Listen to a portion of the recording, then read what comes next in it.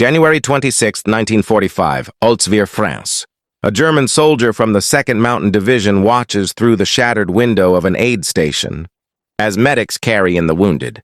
His unit had attacked with 250 men and 6 tanks and been stopped cold by one man. Black and white footage of burning tank destroyer, smoke rising. That man was First Lieutenant Audie Murphy, wounded, alone, standing on a burning M10 tank destroyer, firing a single weapon that would earn him the Medal of Honor and carve its name into history. Close up, the M2 Browning 50 caliber machine gun.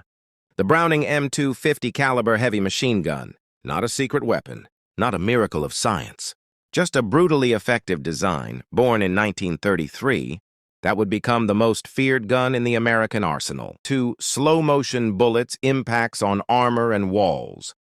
A hit from the 50 didn't wound. It destroyed. Limbs torn apart, torsos obliterated. German medics learned to recognize its victims instantly.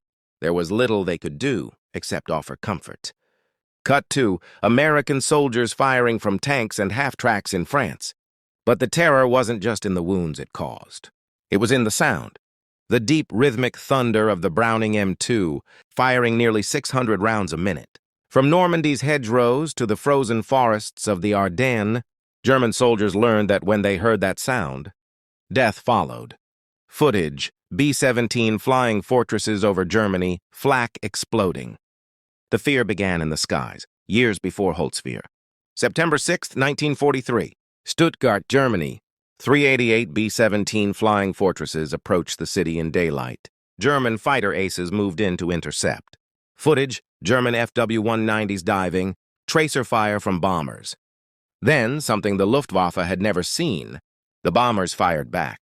Each B-17 carried 13 Browning 50s. A formation of 36 bombers meant 468 guns.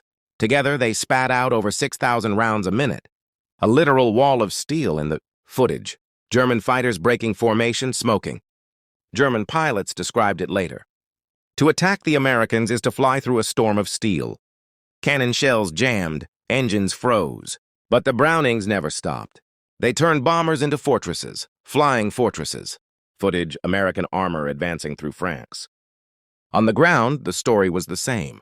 When Colonel Hans von Luck's 21st Panzer Division met the Americans in Normandy, he discovered something the Wehrmacht had never faced. Every U.S. vehicle, from Jeep to Sherman, carried a 50 caliber. Cut to jeeps, trucks, tanks firing in all directions. The Americans had achieved total coverage. Tanks, trucks, half-tracks, even supply vehicles were mobile fortresses. Von Luck wrote later, they did not need superior tactics. They had enough ammunition to make mistakes and still win. Cut to convoy ambush sequence. Germans open fire, Americans respond instantly.